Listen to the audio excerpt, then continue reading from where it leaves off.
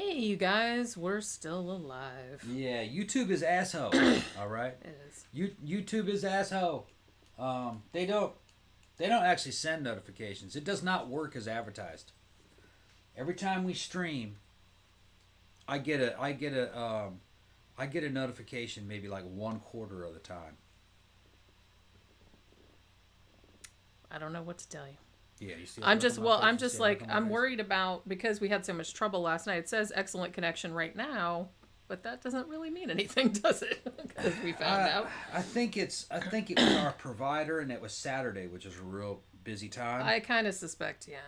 I mean, maybe people were just streaming their fucking asses off. I mean, it's Saturday night. Nowadays, people don't go out to the fucking clubs like they used to. It's fucking, this shit's fucking depressing. I don't want to talk about it. It's just fucked up, man. Don't be in such a bad mood. Yeah. We're talking about life after death. Yeah. Yeah. Because remember I said last night that I had some feelings about that show. Yeah. I don't want to shit on it too much, because like a couple of the episodes were interesting. A lot of people didn't get notifications. Louis says he always gets a notification. He didn't get one today. Clay says he never gets notified. I don't understand it, man. Fucking YouTube eventually, hopefully YouTube will become a thing of the past, and we'll fucking go on a platform that actually does what it's supposed to do. We just tell people that you're streaming, to fucking let people fucking comment in the comment sections, let people find your fucking material if they search for it. It's just they just throttle you. I think what it is they're so big. Partially, they're dealing with fucking algorithms. They're trying to push everybody towards their corporate sponsors. Is one. Two, I don't think they can really handle the fucking workload. Because think about it, that must be a shit ton of data. All that fucking video processing, all at the same time, and then you're keeping track of all those conversations. Yeah. It's a massive undertaking. So like I said, that's why I'm loath to just blame. I think it's probably just the fact that there's so much data. The algorithms are not perfect. Yeah. So I just feel like you're going to get shit fucked up a lot. I think what it is that YouTube's basically a monopoly, and it's trying to handle fucking everybody's fucking service.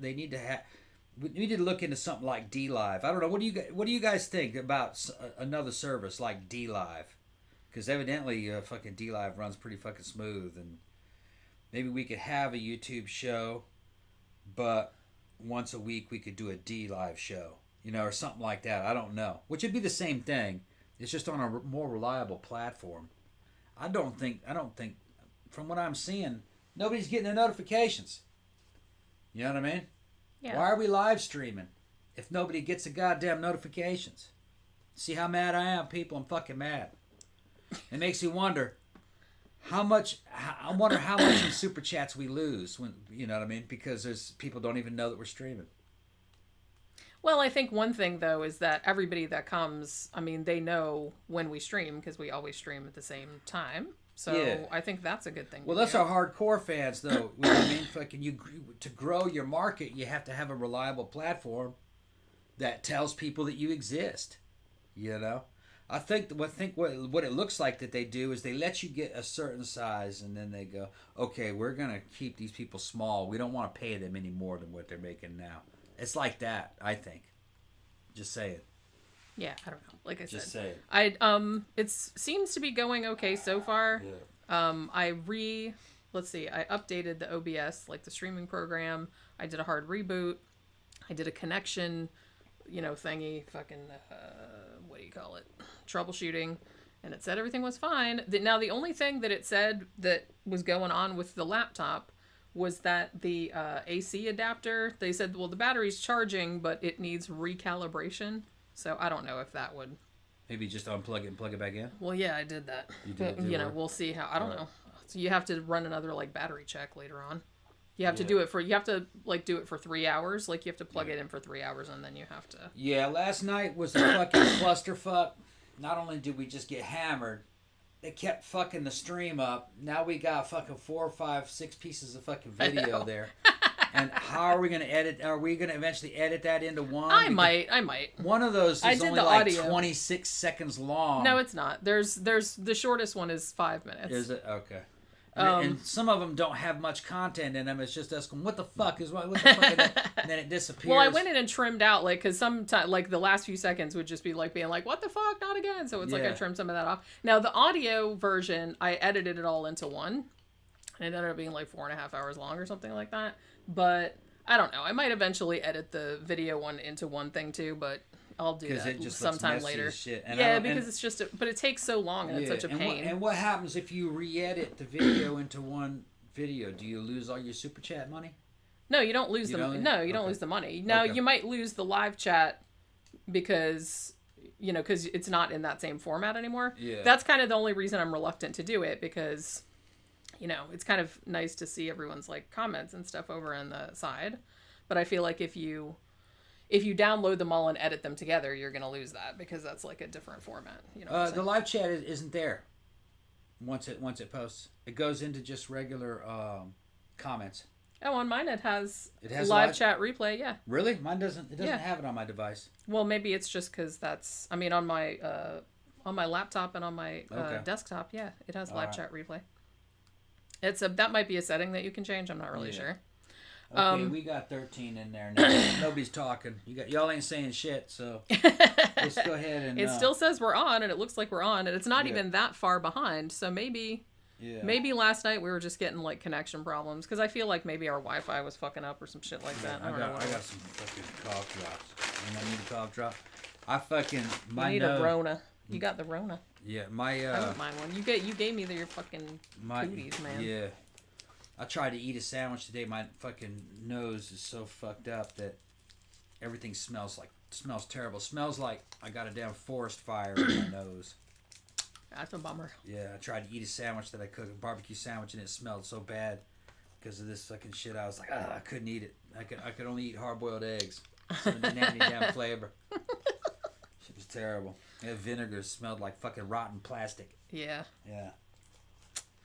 Well... Yeah, you might have some kind of... I have a little bit of it, too. I just noticed because I started coughing a little bit last night. I don't feel too bad. I'm real cold, and I'm just coughing a bit, but that's about it. Yeah, Sandra says on her laptop she doesn't see the live chat either once the show's over. Oh, I do. That's just something that's just you on your shit. It's just me. It's just me because I'm fucking special. You have that special deluxe internet service shit. Yeah, that's right. Yeah. All right, so let's talk about this fucking show. Can we do that? Yeah, go ahead. We're going to talk about it. Don't sound so enthusiastic. Yeah. Okay, so this is a 6-episode docuseries that just dropped on Netflix. And it's called Surviving Death. I guess it's based on this book by a journalist. I think her name's Leslie Kean. So basically what they did was each episode focuses on a different thing. So like the first one is near-death experiences.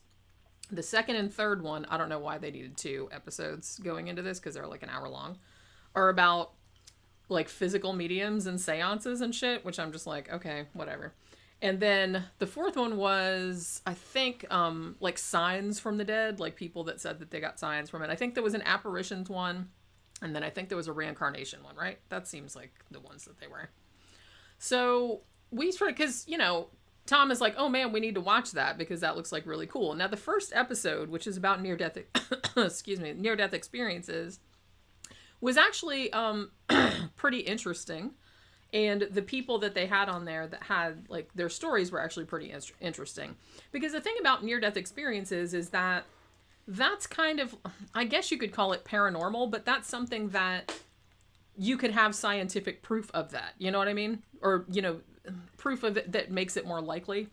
So I think in that sense, they should have stuck more with science kind of shit rather than going off into like medium kind of shit. Yeah, out of the whole series, that first episode about the near-death experiences, I was fucking right there with it. I was like, yeah, that's what happened to me. Yeah. And a near-death experience and a fucking spontaneous out-of-body experience, which I've had that also. You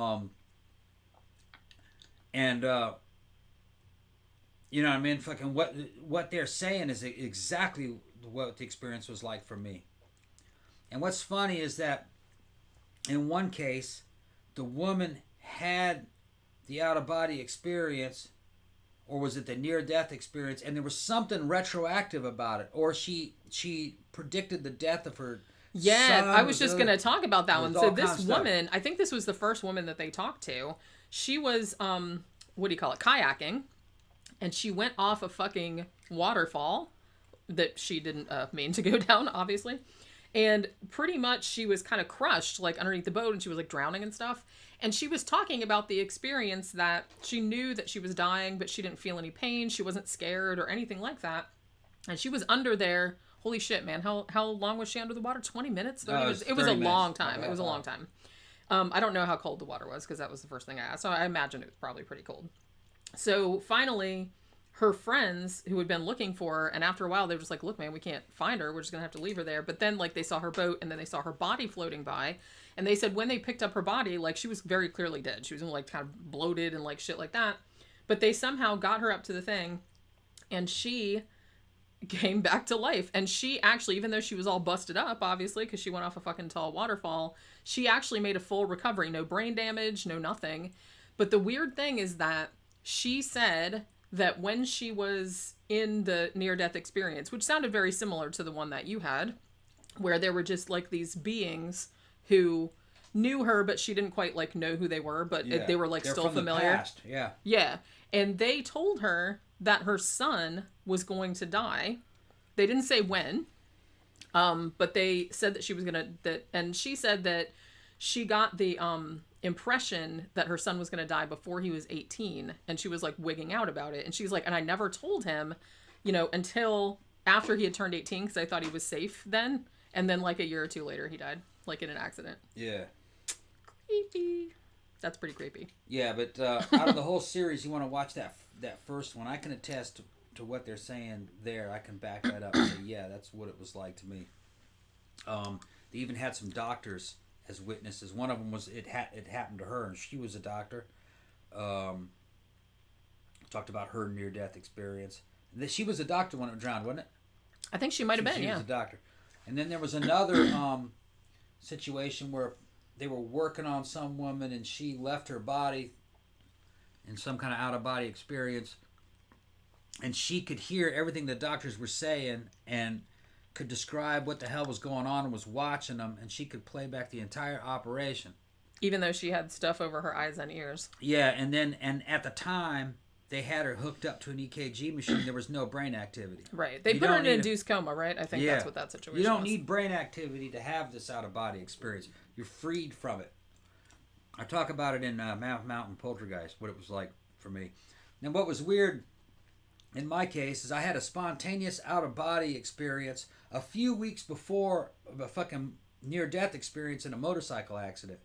And it was kind of like almost that the OBE and the near-death experience were the same, kind of like part of the same phenomenon. It's like I had an out-of-body experience because I didn't have much time left to live. Right.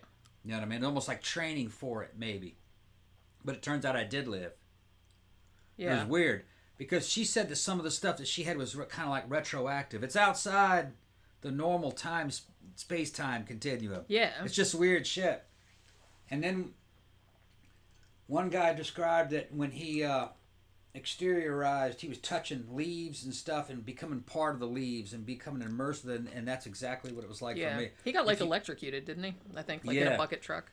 I looked at the wall locker and saw inside the wall locker, inside the particle board of the wall locker, it looked like fucking blue cigarette smoke, just fucking swirling atoms. And then you kind of like went inside of it, and it, like I got small and went in there, and then fucking backed back out of it and could see what the contents of what was inside the wall locker. And it wasn't any kind of color. It was all the colors at once.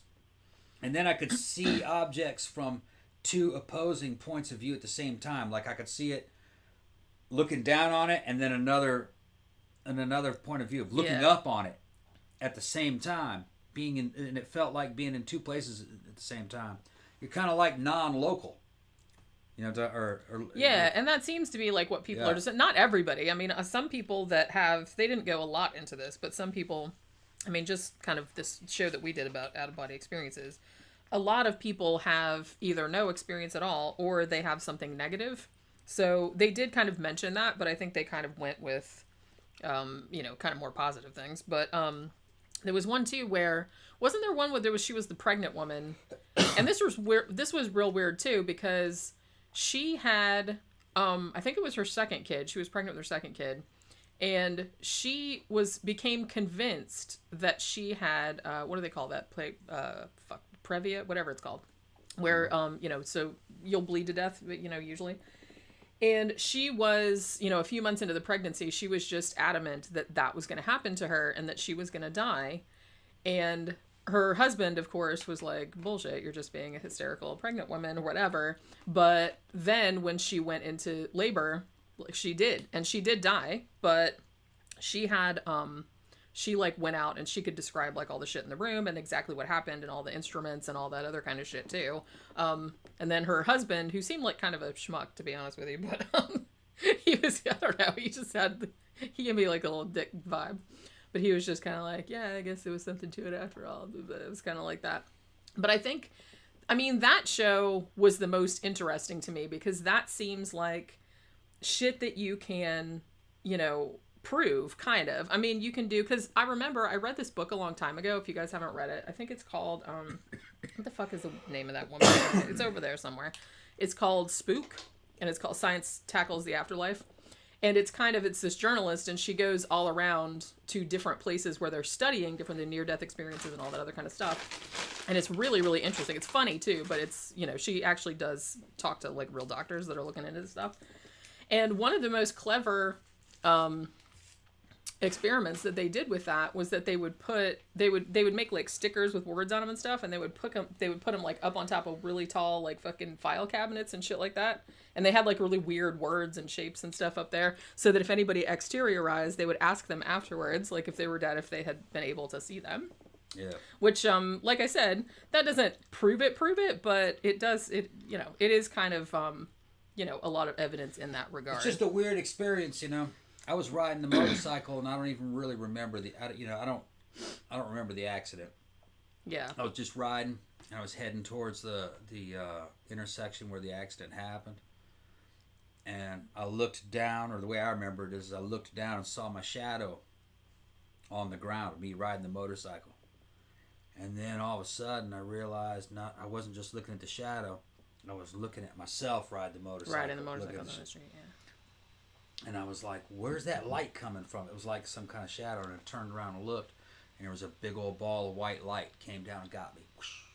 And then I was just in another realm, and they had these 6 or 7 people that I knew came down to greet me, and they kind of looked like an entire universe made out of prismatic welding arc, you know, the fucking white prismatic, that's what it looked like.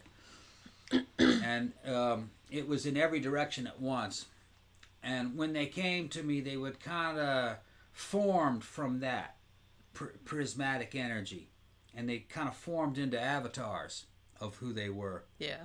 And it was, they looked like, I guess you could say the artistic style is that they looked like those Greco-Roman statues. Oh, okay, yeah. You know what I mean? Like the funerary statues from the Savannah, Georgia cemetery. Yeah. That's what they kind of look like. They had that same architectural style. And when they spoke, it's kind of like they got closer. And it wasn't sound, it was kind of like direct thought transmission and imagery. But I could hear the voice too and the emotion behind it, which is crazy. I know there wasn't any sound. And in the background was just like this musical, fucking kind of like angelic, glorious kind of fucking, I don't know if singing and music going on in the background. It's like straight out of fucking the pearly gates and shit. It's exactly like that. And I remembered them. I knew who they were, but I couldn't tell you who they were. There was something from the distant past lives stuff. That's the same thing that woman said. She said they seemed familiar, but I couldn't tell you who they were. They knew who I was. Yeah. And I knew who they were at the time that they were talking to me. Right.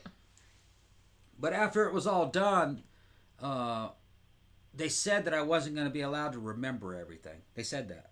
Yeah. So I think a lot of it was kind of, or that I wouldn't or wasn't allowed to remember anything. I don't, one of the two. And didn't you say they kind of told you that you couldn't go yet because you still had shit to do? Or something Yeah, they like showed me to certain that effect? things. They showed me certain things that were going to happen, good and bad. And a lot of it did happen. Yeah, see, that's the same thing this woman had. They told her that her son was going to die. Yeah, it's kind of private, so I don't want to talk about it. But, like, everything is, your life is like part of a fucking thread instead of a tapestry. And it's all kind of fucking, or kind of a carpet or something. And it's all kind of woven together to make a creation. Like that Clive Barker book, Weave World. Is that what it's called? Yeah. That was like kind of like was kind of the premise of that. Yeah. So you have to do a bunch of stuff in order to make something happen. And it seems very profound at the time you're being told this or shown this. But I would probably put it on par with like fucking really good acid trip, where it seems really profound at the time. But then when you come back to normal reality, you're like, is that what it was? Just that? It seemed like it's more profound when you're being told that.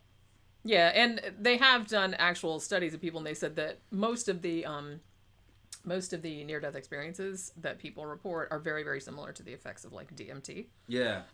So it's the same shit that's triggering in your brain, obviously. Yeah, they were talking to me. One of them was the facial structure looked just like Olivia. You know our friend Olivia? Yeah. She's kind of mixed. She looked like that, but she had straight hair and she had a cowl, a hood over her head, and she was little. And a headband. She looked like some kind of a ancient tribal priestess or something. Yeah. And she was some kind of wise figure from the past. I knew who it was. Right. But I couldn't tell you who it was. But she told me a bunch of stuff. And there were some guys there too who I knew who they were.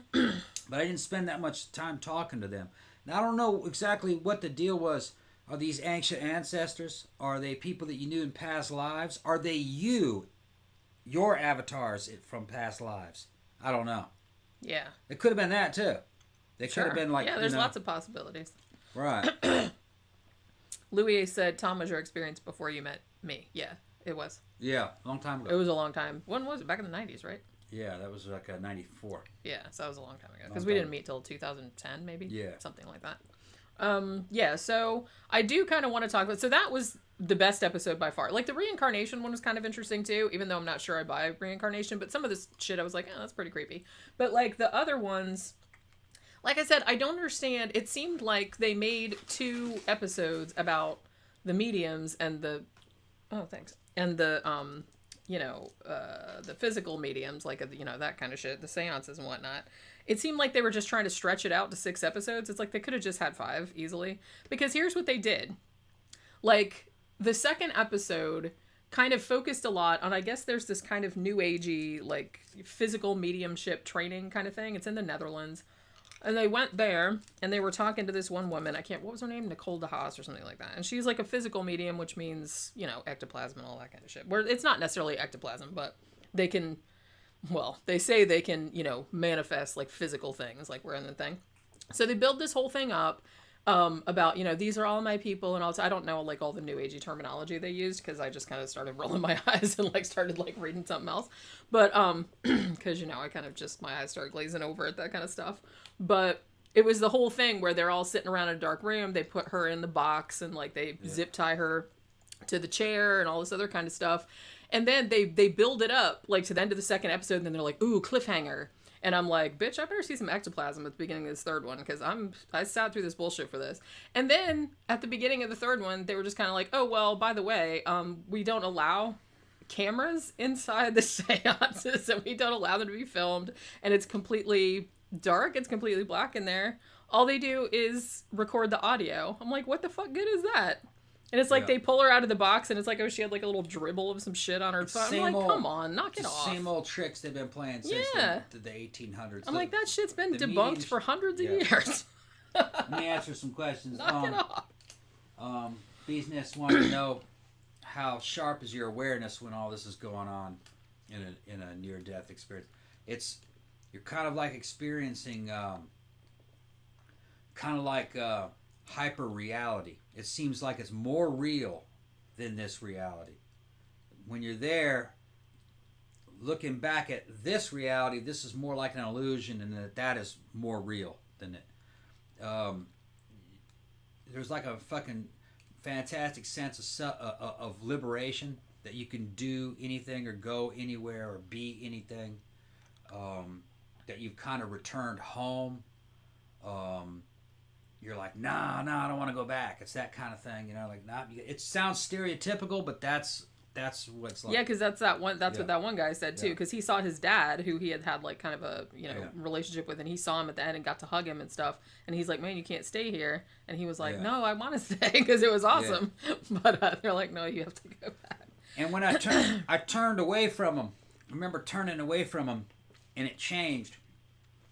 It went from that 360-degree welding arc universe with fucking kind of like Greek statues talking to you. They didn't move that much. That's the weird thing. There wasn't a lot of detail in them. They were just kind of like avatars. And I turned away from them and looked, and then just saw the blackness of space, or kind of like the blackness of space, just nothingness, a void.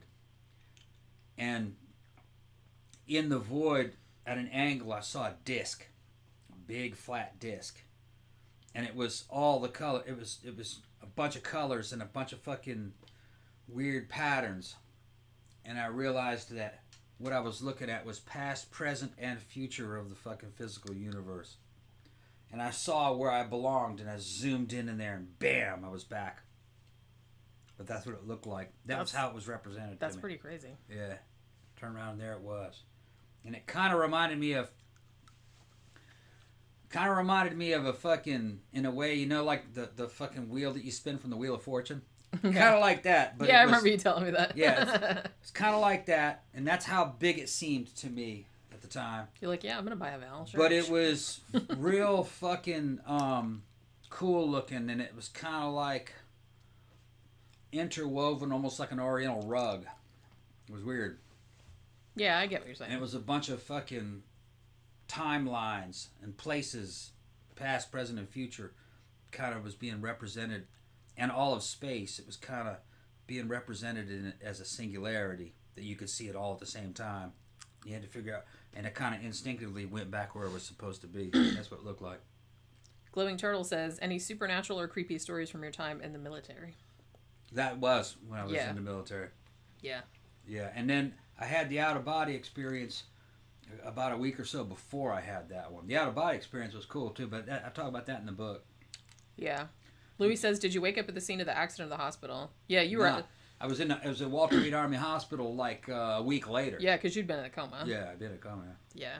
So, so I wanted to say, too, that, like I said, so then they kind of had all that bullshitty shit going on, and then they talked to a bunch of mediums, and it kind of just... It was kind of like this dude, and he seemed like kind of skeptical and stuff, but he was kind of going around all these different mediums because he wanted to talk to his dad because he loved his dad very much, and he felt like, his dad had died very suddenly. And so he was trying to contact him. So he goes around to all of these mediums, and all of them suck ass. I mean, seriously. I mean, I do like... They were kind of sympathetic toward the mediums, which kind of pissed me off, honestly, because a lot of them just really weren't doing a very good job. But I liked that they did show one... I don't know if this is what they intended, but they did show one of them talking to this other guy who was also trying to contact his dad, who had died when he was a kid.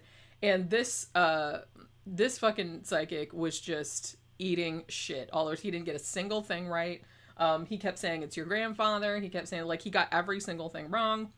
And he was doing so badly that even he realized it. And it was just, like, really, really awkward. And, like, finally he was just like, yeah, I'm just not getting anything today. I'm like, yeah, what the hell you're not. But it's sad because, like, the dude that was doing the sitting, because I think somebody mentioned this up here, I think when you go to a psychic, I don't think people realize how much information you're giving to that person. And it's like every time they showed people doing it and they're sitting for these readings and, the psychic does like the regular psychic shit, like, oh, I'm seeing something with a K or blah, blah, blah. Somebody will perk up and they'll say the person's name. Yeah. I'm like, you just gave them information that they didn't have before. And then later on, they'll like say, oh, they knew the person's name. No, they didn't. You told them it. Yeah. And so every time that happened, I was just like, shut up. Shut up. But yeah, so those two were like really bullshitty. And like, we weren't even going to, I think we watched the first Medium one and I was like, oh God, there's another one of these. And then I just went and watched fucking MasterChef. But we was like, well, we'll finish the series because maybe it gets better and like we wanted to review it. The reincarnation one was kind of interesting. Yeah. Because I did like I do like, I don't know if I buy it or not, but I do like all those kind of creepy stories of like kids saying like really creepy shit, like, you know, this is where I died and all that shit. You know, I love that kind of shit. I don't know if it's real, but I think it's creepy. There could be a couple different explanations for that, though. That's true. That's what I'm saying. Genetic memories or maybe something. I don't know. I got to answer a question that was from Bee's Nest. You want to know how long it seems to take place. All right. The spontaneous out-of-body experience that I had when I was in the barracks and the near-death experience, they kind of like, I guess you could say the rhythm of them, is time-wise, they seemed very different. The out-of-body experience, I know that only took place because there was a witness to it. That was only a couple minutes. But while I was out, it seemed like it was as long as I wanted it to be. I made a bunch of different observations and fucking detected a bunch of shit. And I fucking made all kinds of fucking mental judgments on the situation. It seemed like it... I did enough stuff in those maybe like 2 minutes. I did enough stuff that would take like fucking 15 minutes to do. Yeah. You know what I mean? Felt like that. Although I know it was only 2 minutes. It's just that you're not as limited. So you can think faster and do more stuff in a smaller amount of time. And it's like you have a lot more time to work with. That's what it felt like. Yeah. In the near-death experience, I know I was out for like 4 or 5 days. But the whole experience kind of felt like, you know, the whole fucking seeing the light and fucking dealing with these people and then coming back to the physical realm. That only seemed to be like, it's hard to say because I'm leaving some of it out. When I looked down on the ground and saw my shadow and then realized I was looking at myself, look at the shadow, I kind of had a quick little life review where I was like, man, I had a good life, this and that, and then you know what I mean? Yeah. So I did a lot of stuff in a very short period of time, in some ways. Time really was kind of meaningless. I think somebody else on that NDE show said a similar thing, where it's like where time didn't really seem to matter. It was just like it was real fluid. Yeah. But I would say the near-death experience, it seemed like it all took place in about 3 or 4 minutes. 3 or 4 minutes. But I got a lot done during that 3 or 4 minutes. But I was out for like 5 days. Yeah. Louis asked, what's it like to be in a coma? Well, like I said, you know what I mean? Fucking, I came to 5 days later, some fucking cute army nurse chick pulling a catheter out of my fucking junk. That's how I was going, ah! And I grabbed her like that, and she was looking at me, surprised, because I'd come out of it. Yeah, she pulled that fucking catheter. I don't think you've ever told me that before. I fucking had her hand like that, and I was going, ah! What you were doing? Yeah. Maybe that's why my she head did it. was she still wanted fucking to see swelled up, about the size of a damn basketball. Yeah. Yeah, because you busted your head all. Yeah. You were wearing a helmet, but it came off. It came off during all that impact. Yeah. I had it on. I was just running up the street. I had it on, but I didn't fucking strap it. And what did we learn? Yeah, well. Yeah.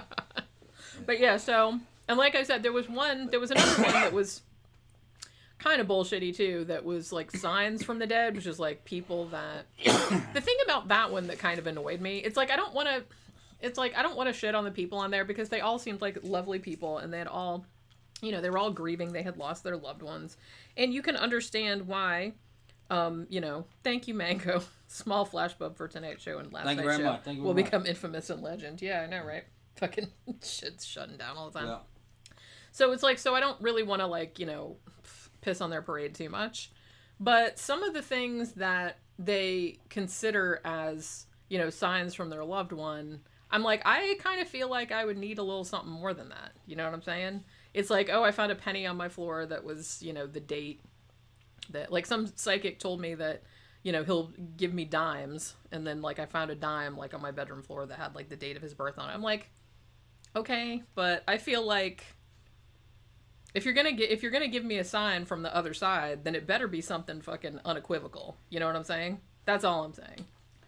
I feel like we should do like Houdini and his wife did, where they had a code set up, and only they knew it because he didn't believe it, but he wanted to believe it. Like I said, so they had set up this thing. They're like, okay, if you die first, I mean, this is the message that we're gonna give to each other, and they never got it.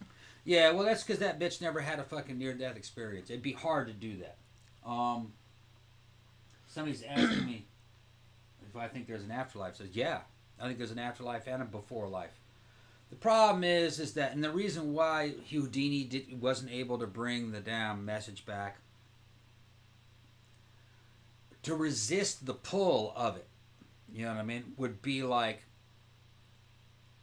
being a really bad heroin addict and trying to come out of fucking the hair, you know what I mean, like you don't want to come back. Yeah. All right. And then I have a feeling that if you're there for too long, your old identity from your last life starts to fall away because that's not really you. What you end up being is more just like a point of view. Yeah. You know what I mean? A point of perception. Yeah, that's just like your little consciousness. You're not real super intelligent. You're like a little squirrel-like creature that just can see shit and can go around, and then you can become something if you want to in the physical realm. You can become whatever you want. That's what it seemed like. Sheila Ann said, I just got here. How did you wind up in a coma? Motorcycle accident. Motorcycle accident. And how's your cough? Yeah, it's getting worse. The yeah. There was a bunch of stuff that happened in now this is some weird shit. Jenny she doesn't come from a background of this. She doesn't really buy into it, even though I've showed her just the tip of the iceberg with fucking worn out old fucking poltergeist stuff. I was a lot better at it when I was fucking like 12, 13, 14, but it's real, but it's kind of like cheating. You're not really allowed to do it. You're not supposed to be doing it, but it can happen. When I had the out of body experience, I came aware there's a lot of other frequencies. Sounds ridiculous, but there's like higher frequencies and higher energy frequencies and lower energy frequencies. It's kind of like a radio dial. If you start going down real low on the dial, you end up in these real slow, kind of low energy realms. All right, you could probably describe them as hells, but what's down there is just like bad emotions, real simple type astral creatures. That's the only way I can describe them. Kind of like the astral version of insects and bugs and animals. And if you keep going up higher, you can start going into very high realms where you're going to deal with eventually shit like angelic beings. And I was under the impression, and I was fighting this pull upwards, like I was being pulled upwards into these higher realms. And I had not died, I was just in bed. And during that time, there was an outburst of spontaneous psychokinesis. The guys in the barracks saw it happen. I tell the whole story in Mountain Poltergeist. It's pretty creepy. Yeah. And he saw it. That's good because I wasn't sure if a person could actually see it. He saw it. Yeah. And I was fighting this urge to be pulled up in these higher realms, and I was under the impression that if I allowed that to happen, that I wouldn't be able to come back. That you wouldn't be able to come back. Yeah. So I was trying to stabilize more into what you would call the physical realm here. But it looks very different from when you're exteriorized. This physical realm looks very different than it does when you're looking at it through eyes. Yeah. There's you gave like a really good description of that shit, like in the book and everything. Looks like it's and you might have talked about it when we did the out of body experiences show. Yeah, it looks like it's made out of energy. It looks like if you rub your eyes and you see a bunch of colors, I mean, that's what it looks like. You see the shapes of things, but you don't have to be in one place at the time. You could be in two places at the same time, or you can be spread out over a general area. I was about the size of a ping pong ball most of the time. You can see 360 degrees.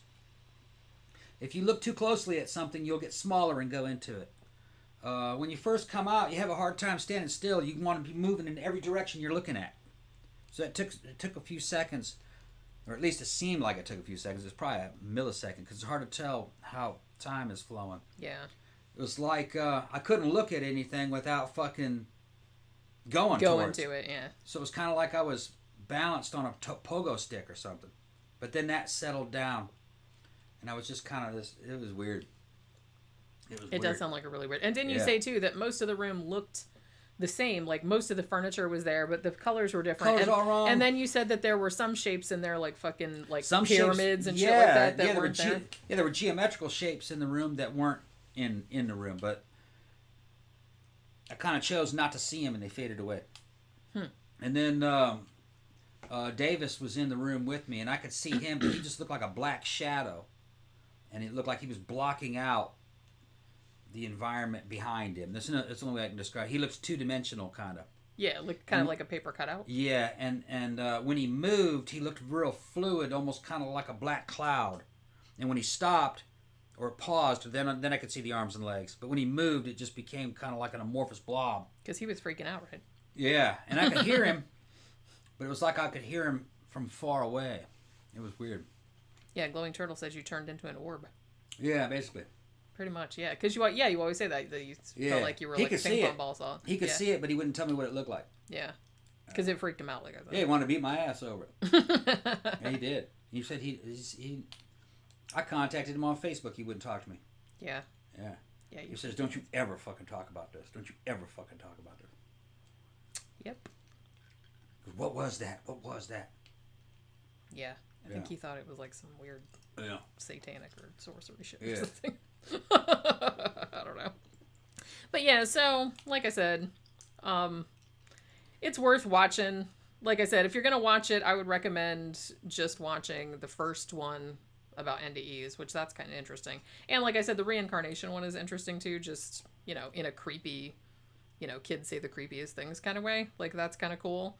But the other ones, I think I probably could have done without. They were just, we did watch all of them, but, they didn't really, they didn't really present any compelling evidence for any of their claims.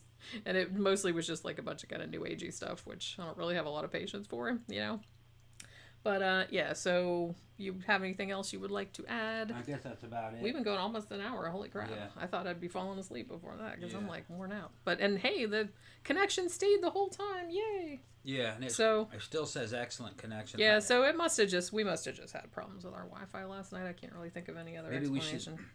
Maybe we should reschedule and try to avoid Saturdays. Maybe it's too busy. Maybe everybody's trying to fucking stream on Saturday. Maybe. Like, we never started having problems until the last couple weeks. I feel like we used to we'd go like 3 or 4 hours and we wouldn't have any problems. But then, like, as soon as the Jonestown one, we did the Jonestown with the Heaven's Gate one was fine. It didn't, that one didn't turn off. But the Jonestown one clicked off like one time, about 3 hours in. But somebody said there's another dimension out there. That's why the Indians take peyote. Yeah, I think there's something to that ayahuasca and stuff, DMT. But I think that's kind of like a pale imitation because I've taken some of those and it was like a pale imitation of the real thing. It's related, but near-death experience. Thank you, focus on you. Thank you very much. Orbs freaked me out. I took a selfie and an orb was in my pic. See, that might have been somebody that was exteriorizing from their body. Well, you don't know. Yeah. Altered states of consciousness can put you in contact with certain, but it isn't just one other dimension, it's a bunch of other ones. Yeah. It's a lot of them. It's like a multiverse of them. It's like some of these guys in advanced physics, they're talking about, well, there might be a multiverse, lots of different dimensions. But then guys who are a little more conservative, who also have the same credentials, will say there's no evidence of any of that. Some of that multiverse stuff, when I exteriorized, I didn't see any of that. Yeah. It was just this universe, and then one's higher and lower. It had to do with kind of like it's kind of like the spectrum of light or radio frequencies. Yeah. You know what I mean? That actually makes sense. It's more like that, and the higher up it is, the less physical it is, and the less, I guess you could say in a way, kind of like the easier it is, and the lower energy, kind of like the slower and the kind of the nastier it is. It's like that, and it seems like our universe is kind of like somewhere in the middle of all that. Yeah, that stands to reason, doesn't it? But it is, I think has something to do with like quantum particles. It's like a quantum realm. Yeah. You know, and it might seem like there's a lot above and below in terms of fucking bandwidth, but it's probably not that much. It probably just seems like it's a lot. It's probably just quantum particles floating around. You know what I mean? What do they call it? Quantum entanglement with the universe, and those quantum particles somehow kind of give that effect of there being higher and lower realms, and that there's consciousnesses in them. Yeah. Especially the ones in the upper ones.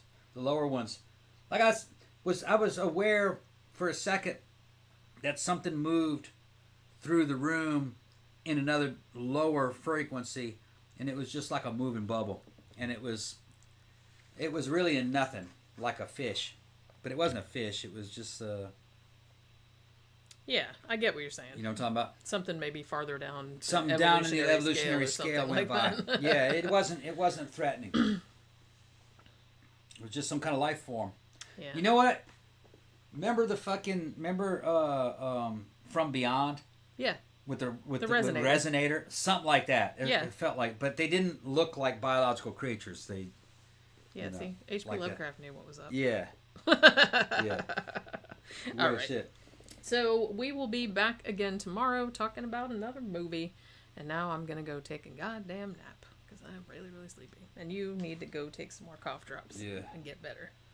And I probably do too. Like I said, I need a nap. So thanks everybody for dropping by, and we'll see you guys again tomorrow.